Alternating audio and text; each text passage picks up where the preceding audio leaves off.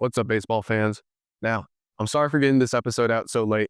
I've had a lot of people help me on this project, and so I want to take a minute and say thank you to them. So we're going to jump into the credits, and then we'll get to the interview after that.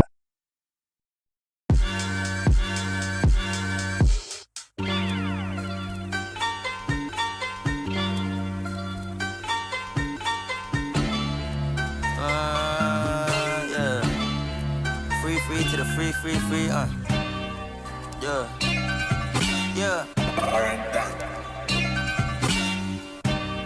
It's free, ETT.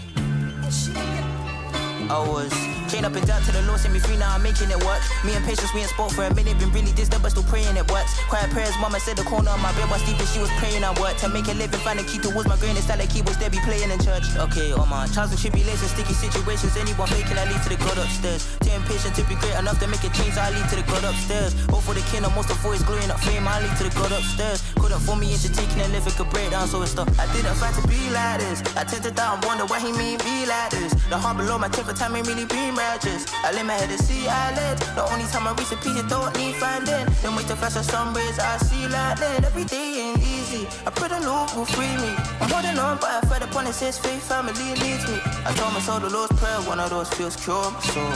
Many times I've been a prodigal son, but he still brings me home. God upstairs, I didn't fight to be like this. I tend to doubt and wonder why he mean be like this. The heart below my 10th time ain't really been righteous. I lay my head to see eyelid. The only time I reach a piece, it don't need finding. Then wait to flash of sun rays, I see lightning. Every day ain't easy. I pray the Lord will free me. I'm holding on, but I fed upon it, says faith, family leads me. I told my soul the Lord's prayer, one of those feels cure my soul. Many times I've been a prodigal son, but he still brings me home. Yeah.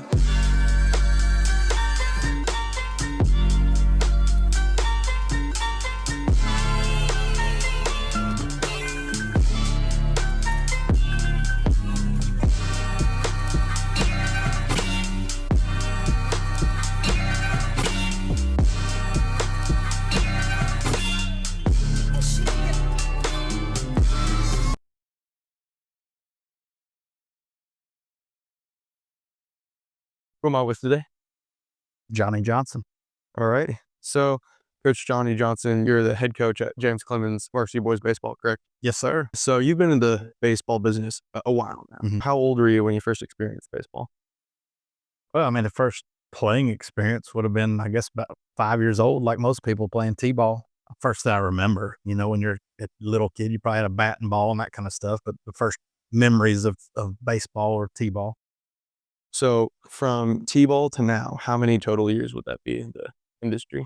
43, almost 44, something like that. So what positions did you play in baseball specifically growing up? I was a pitcher. I mean, growing up, you played multiple positions, but when I really got to high school specifically, and then college, I was a right-handed pitcher. So I was a PO. Going from T-ball, I guess, could you walk me through just chronologically some of the big steps you took going from T-ball to here? Obviously, high school baseball. Mhm. Grew up in Arlington, Texas. Went to Lamar High School. Youth sports growing up was big. I mean, did football, did soccer, did all those things. But, baseball became my first love. Playing at Lamar High School was big. Graduated there in 1994. Had a good career there. Went to St. Mary's University and played there. Was part of 2 World Series teams there. When did you first look at baseball as a potential career path? I think early on, I loved baseball. I was lucky enough to grow up in Arlington where the Texas Rangers were. I was a bat boy for them for 2 years in high school. And just knowing that maybe I couldn't be a big leaguer, but I could be one of these coaches that's in the stadium and really picking up on what the coaches were doing was the first time I thought about doing that as a career. And then by the time I got to college, I knew that's the career path I wanted to be in. I was smart enough to really listen and learn from the coaches that I had, and then try to pick up on things that I could relate later down the line. And so, I knew early on what I wanted to do. I was blessed that way because a lot of kids leave high school and don't have a clue what they want to do. They go through college not knowing. And I knew from an early age, this is what I wanted to do. Were there any financial considerations as part of your college experience that affected your decisions regarding sports as a career field? I don't think there was any really financial considerations. I mean, I was always aware of what things cost and money. I was blessed enough that I have a supportive family and they did well enough that, I had some scholarship money, but it didn't cover everything. Obviously, with baseball, most of the time it doesn't. So they were able to help me go to school. When I started my coaching career, in college, at that time at a smaller school, you didn't make much money as an assistant. So I was able to live at home when I first started because Texas Wesleyan was close to where I lived. And then even at Pan Am, when I first started down there, I wasn't making much money. And so I always had a support system around me. And I'm not a guy that needs the nicest car and the best clothes. Like, I'm pretty simple. And so, you find a way to make it work. And then you stay in the game long enough, you get to a point where you can make a comfortable living. And so now, financially, that never really came into play like it does for some. I was blessed. After I left St. Mary's, one of our assistant coaches had gotten a job at Texas Wesleyan University in Fort Worth, which was near home, and offered me a job to start coaching. Got into coaching college baseball in the fall of 1997. Yeah, spent 98 and was my first spring season coaching. And so started that process. I think I turned 22 that first fall of coaching, so I was really still young. Yeah, I spent 2 years at Texas Wesleyan and then got a job at University of Texas Pan American. Spent 5 years there and also did a summer of professional baseball in the old Texas Louisiana League, which is not around anymore. And so after those 5 years, started looking around. I'd gotten married at that time to my wife, Jerry, who's from Alabama.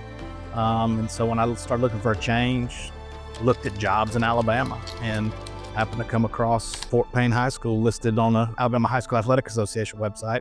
And I applied for it and ended up interviewing and getting the job. We moved to Alabama. I had this grand idea that I was going to go to Fort Payne High School because I was a college coach. I'd been in pro ball. I had it all figured out as a young guy. And I was going to go into Fort Payne and into a program that wasn't very good. And I didn't realize how bad it had been there for a while and what I was getting myself into. And I just thought I'd have it fixed pretty quick. And those first 3 years were a struggle. Like I mentioned that a minute ago. I think we went 8 wins, 7 wins, 5 wins my first 3 years. And I was starting to question, am I even supposed to do this, right? Getting into year 4, adjusting how I viewed who I needed to be, adjusted how we practiced, how we approached the game. Year 3, we had no seniors. So they were all young and talented, but they didn't know how to win.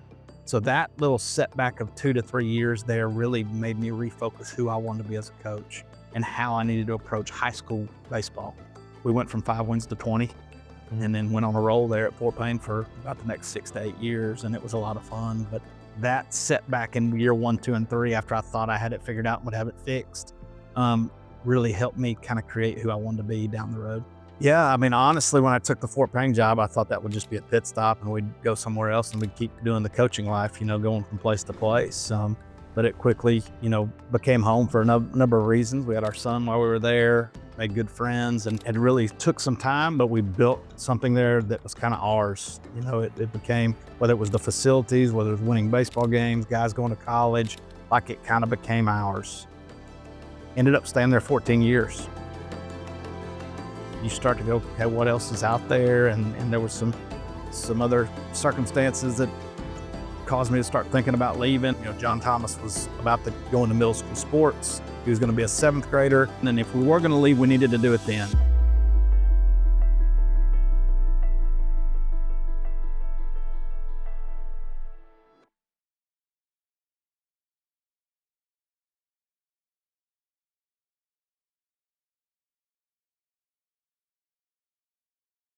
So I met Coach Johnson in 2009. We actually crossed paths in Florida at a baseball tournament. I was coaching at Hazel Green High School, and he was coaching at Fort Payne, and we ended up crossing paths in a tournament down there. And with both of us having a little bit of college coaching background, that was just something that kind of connected the two of us. We got talking about our college days and some of the people that we knew through that network. So we hit it off back then. That next season, he actually invited us to come to a spring break tournament that they were hosting at Fort Payne. So for the next 2 years, we actually went down and I took our high school team down to Fort Payne and played. And then our involvement in the Coaches Association, we crossed paths some there and got to know each other a little bit through that.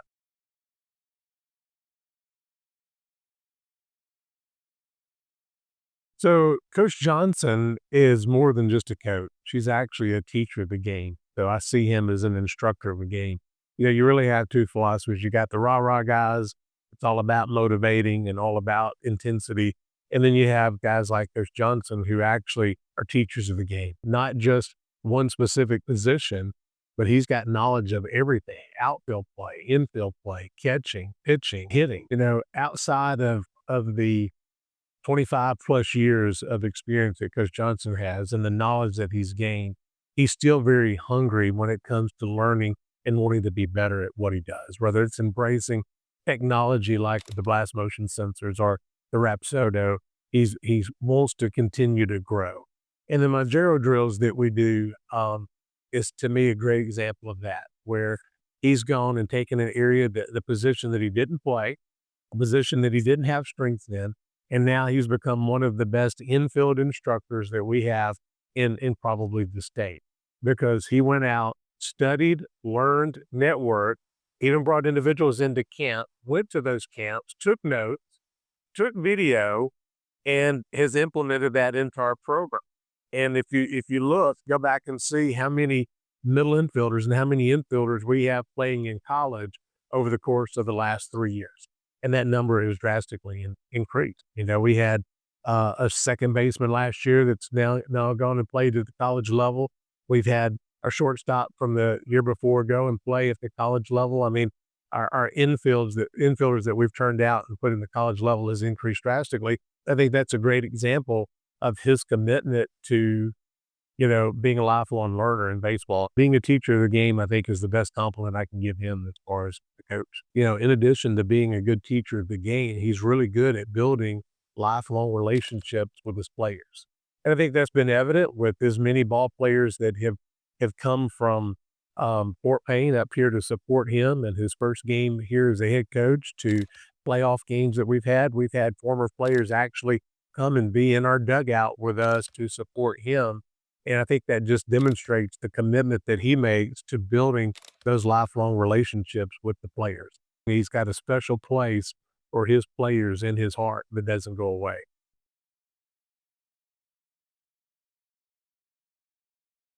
There's been a bunch of them, but so with time being limited, we'll just go with what I think has been his greatest challenge. And it's coaching his own son. I think that's been the greatest challenge that I've seen him have to go through, because it's extremely hard to be the head coach of a program and separate being a father. It was really, really tough on him last year. Just like any parent, you want to see your son lead. You want to see them set the example for others. You want to see them to perform, and you want to see them succeed at the highest level and have a chance to go play college and all of those things. But at the same time, there's always trials and tribulations that go through the evolution of the high school season, or even in the career of a player. And JT is no exception. Trying to allow him to be a student and make mistakes and be a player, but then you're also coach and you have a higher set of expectations for him. Friction between the son and the coach, the son and the father. The outcome says exactly how he ended it. We ended up having the best season in James Clemens history. We went as far as any team has ever gone, farther than any team's ever gone. We set the school record for wins. We made it to the semifinals of the state playoffs. We were just a couple of outs from being in the state championship game. And at the end of the year, Coach Johnson is nominated as the Sports Writer Coach of the Year. JT's playing college baseball, and he received his first hit, his first at bat, doubled just less than a week ago. So to me, that's one of the greatest challenges that he's had to face as a coach. Through hard work and trust in the coaches around him, we got him through that situation, and it turned out to be, like I said, the best season in school history.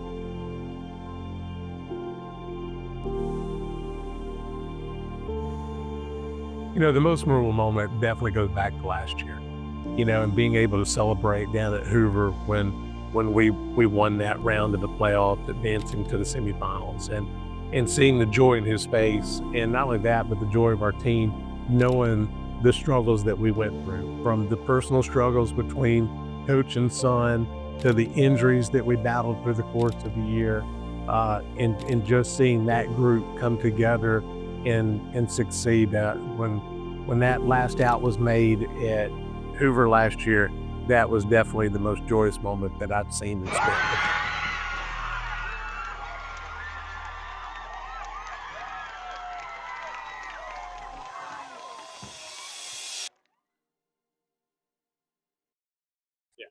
All right. What's your name? Matthew Drinkwater. How did you meet Coach Johnson? Well, I mean, I met him because I moved here my freshman year. But like, we also had a mutual friend from back from Texas, about 3.5 years. If you had to learn one thing from his career or his life, what would it be? I'd say do the little things right. Go without your business the right way. So what's your name? Ian Barry. How long have you known Coach Johnson? Probably 6 years, 5 years. One thing that really stands out about him to you? I'd say he really cares about the program. He really cares about all the kids. He tries to meet everyone, and he gets really close with everyone. I think that's the main thing that he's really, really good at. My 8th grade year, because I had an older brother here. It was just, I said hi. I mean, that was the first time I met him. Connor Brooks. I've known Coach Johnson for a very long time. Coach Johnson and my dad, Richie Brooks, they've been really good friends for a long time. My dad's been coaching in Alabama for a long time, so him and Coach Johnson have gotten to know each other. I've known Coach Johnson probably since like elementary school. Coach Johnson has just made an impact on so many lives. So going out of your way to help somebody when they maybe don't even realize that they need it. I vividly remember when I was in high school, I was at the ALABCA Troy event, and Coach Johnson took a video of me hitting. He didn't have to do it, but I was kind of struggling at the time. He took a video of me, brought me aside, showed me the video, showed me what he saw, things like that, and that really has stood out with me even to this day, that he took the time and kind of inconvenienced himself to help me out with something that I was struggling with. Making an impact on people consistently with things that maybe they don't even realize that they need. What's your name? I'm Carter. All right. How long have you known Coach Johnson? Probably about 4 or 5 years now. I got you. All right. So what's one thing that really stands out about him to you? He takes care of this program, our facilities, like it's his own house. Like, he cares a lot about us, and he's like the best lawnmower I've ever seen in my life. So he cares a lot about us. So. What's one thing, if you had to learn from him or his career, what's one thing that you would take away from him? Never say my bad. Own up to it once you mess up. So yeah. Sorry, guys. Cody Hodges. All right. So when did you first meet Coach Johnson? I met Coach Johnson when I was 14, about 8th grade, 4 years ago. So you've known him for a while, right? I've known him for a while. Okay. So if you had to learn one thing from his life or his career, what would it be? That you can't be too focused on the past, and you got to be focused on the future. Whatever happened bad in your past or whatever, it doesn't matter because you got to worry about your future. All right. And then last question. If you just saw him on a street, okay, he's a complete stranger, what would your first take of him be? This guy is the most unathletic dude I've ever seen in my life. What is he wearing? And go Jets. So what's your name? Adam Graves. Coach Johnson. Well, he's my head coach, and he's also the better coach than at the other school. Coach, I don't even know his name. What's one thing that really stands out about Coach Johnson to you? He teaches us right. You can't teach your kids to be polite and treat others like they should be treated. You can't be a coach. You won't get anywhere in life. How long have you known Coach Johnson? Coach Johnson, well, really, I've known him since high school. He was coaching Fort Payne even when I was playing, so probably about 15 years. What's one thing you have learned from Coach Johnson? How to take care of a baseball field. Yep. No doubt about that. What's one thing that really stands out about Coach Johnson to you? Just his attention to detail, just his passion for the game of baseball and his passion for people. That's I always knew he was a great coach, but that's one thing I've really noticed about him is just he is so meticulous on details of practice, of the field, just the game in general. Awesome. Thanks, Coach. I appreciate it. Hey, thank you.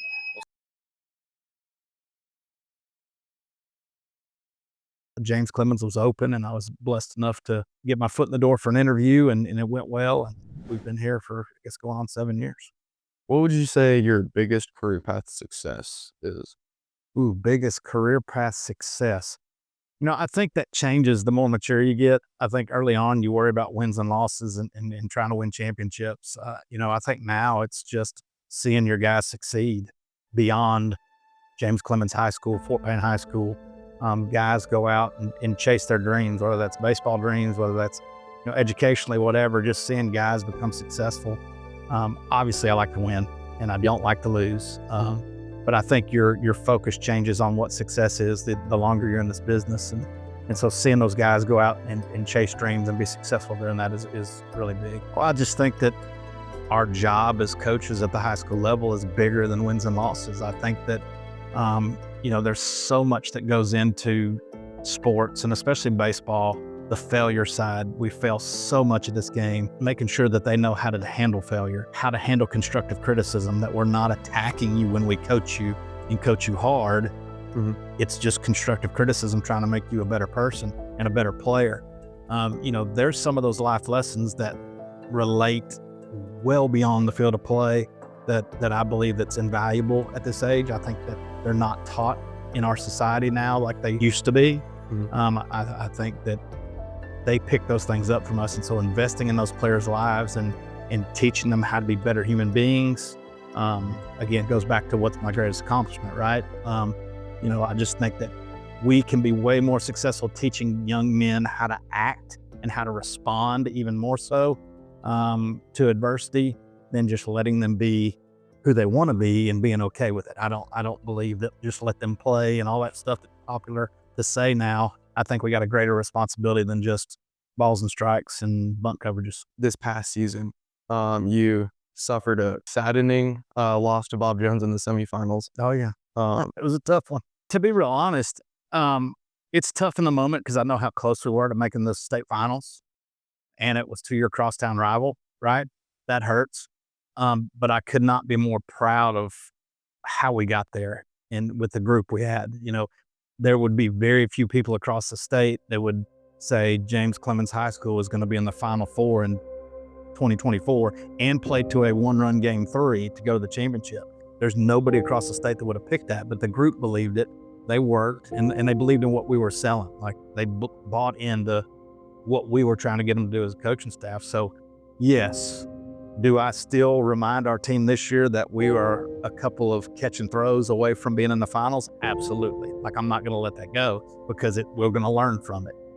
But to say that I was disappointed or like it didn't linger with me, I was disappointed that day. There was some weeks there where, man, we're this close, but I could not be more proud of what we accomplished as a group last year. We got everything out of that group we possibly could, I feel like. Also, was it not the record for most college commitments on a single roster? I believe so. I don't know if we've kept that record, but I think that was the most guys that are going to play college. But a lot of them are walk-on guys that are getting opportunities. We had a bunch of SEC guys walking through the hallways. They were grinders, man, and they played the game the right way. And now they're getting opportunities to try it at the next level because of the type of players they became. How did you balance life and the game as your career became more serious? Like, I know I didn't always do it well. Just like anything else, you adapt as you grow. Early on, all I did was baseball. Still, most of what I do is baseball related. Sometimes if you get so lost in that, you can get lost at home even worse. I was married. I had a young son at that time when I was in Fort Payne. And, there were some learning and some struggles that went along with balancing life and baseball. I have the best coach's wife in the world, Jerry. She has been the most supportive, but there was times I didn't support enough and had to really refocus on, okay, what's important. I couldn't do this without her, without John Thomas. You think about all the things I'm involved in now, baseball wise, even compared to then it was just Fort Payne baseball. Now with Coaches Association and college leagues and all these other things I'm involved with, having a good support system and making sure that I carve out some time for them, which I haven't always been good at, is important for any coach. Young coach that's getting into it needs to learn that quicker than I did. Balancing coaching and raising JT specifically last season. We all were constantly at each other's throats. It's hard coaching your own kid. Everybody's experience is different. The deal about JT is, man, he is passionate and he is loyal, and he wanted to win really bad, not only because he loves James Clemens, but for his dad, right? And I have a picture of what he should do and look like, and he had a picture of what he should do and look like, and those pictures weren't always exactly the same, but we always had the same goals. And now looking back, like, it was very rewarding to go through that. I think I learned a lot from it. I think he did. And now watching him out on his own, he's at Snead State Community College now playing baseball, and having phone conversations with him about what he's going through as a player beyond James Clemens and me, I realized that some of those battles that we had have paid off because he's doing really good things there. He's making great decisions there. It was a tough balancing act. I wouldn't give it back. I wouldn't have it any other way. And to be able to do what we did last year with that team, his senior year, was really, really special. What is something you would do differently about your career if you had the chance? I honestly don't know that there's one thing I would say. I mean, like, have I been perfect? No, I've absolutely screwed things up at times. But I think I'm where I'm at right now because of those moments. Like we talked about the 3 years transition at Fort Payne from college to high school. Like if I didn't go through that transition, if it had been easy, I wouldn't have really figured out who I need to be. Could I have worked harder at times as a player? Absolutely. Because there are times I've said or done things on a baseball field or in a dugout that I wish I could take back and do a little differently, for sure. But as long as we use those as learning experiences to move forward, just like we ask our players to, right? There's not a moment where I go, oh man, I really wish I wouldn't have done that, because it's made me who I am now. What is the biggest piece of career path advice you could provide to an aspiring baseball enthusiast? Funny, I had this conversation with JT the other day because he's obviously at college and the hours and demands are different in college than high school. Like, it's not that you better love the game, you better be dedicated to it. Like a lot of people love baseball, but are you dedicated to do what it takes to be good at what you do? And, there's a lot of hours and they're thankless at times. You're not going to get compensated for it unless you're at a big time program in college or in professional baseball. The compensation's not great. We're not getting rich. But I would say that, being dedicated to what we do, doing it for the people and the right reasons, that's important. Like you got to know going in that it's lots of hours you're going to put in and nobody's going to know about it. And that's going to be okay. Because the bigger picture is the network, the people, the relationships, and just loving the game. Gotcha. So you would say that the value of the career is not monetary? Absolutely not. It's definitely not monetary. We are not compensated for being coaches. We're compensated for being teachers at this level with a little throw in for your time. But I would say the majority of our time, or at least equal time, is spent being a baseball coach. So it's not about money. And I also think that's why this profession is in danger of dying off a little bit.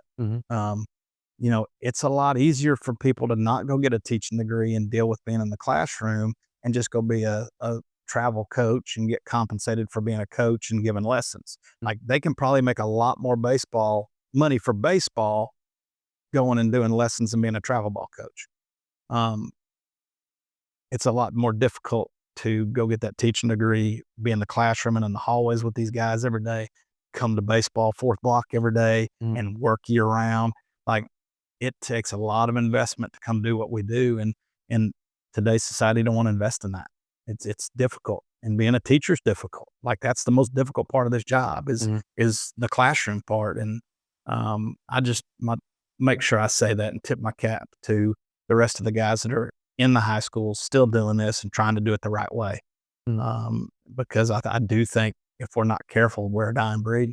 What is the most important lesson that every baseball player needs to learn? I think number one, dealing with failure, not just quitting because you failed. I think that's one. I think being able to take the constructive criticism, which we talked before, is not an attack. It's just trying to make you a better person. And just understanding that how you respond to things matters. Like you can't control most of what goes on around you. You can't control what comes out of the people's mouths in the stands or the other dugout. You can't control what your coaches think or feel. You can't control the lineup today. How you respond to those things is totally in your control. And just, I think that relates to life. Like there's times you're not going to want to get up and change a diaper. There's times you're going to have hard days at work or get fired. And so do you quit after that failure? Or do you fight back and find another job? And then there's going to be people in your life that rub you the wrong way, and how you respond to that matters.